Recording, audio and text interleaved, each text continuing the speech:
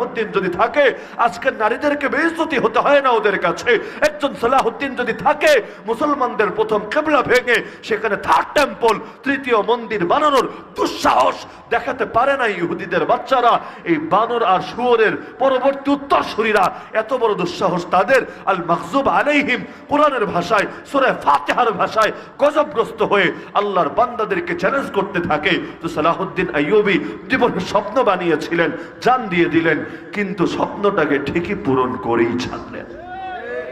হজে আর যাওয়া হলো না, উমরায় আর যাওয়া হলো না। আল-আকসা বিজয় হলো, হঠাৎ অসুস্থ হয়ে সেই যে বিছানায় পড়লেন, আর উঠতে পারলেন না, লাশ হয়ে সেখান থেকে বের হলেন, কিন্তু জীবনের স্বপ্ন ঠিকই পূরণ করে ছাড়লেন। আমাদেরও যদি স্বপ্ন থাকতো রে ভাই, দুনিয়ায় মুসলমান 1 কোটি 2 কোটি তো না, 313 যুগ তো আগেই শেষ, এখন তো মুসলমান প্রায় 200 কোটি, প্রায় 200 কোটি। প্রফেসর নাজমুদ্দিন আরবাকান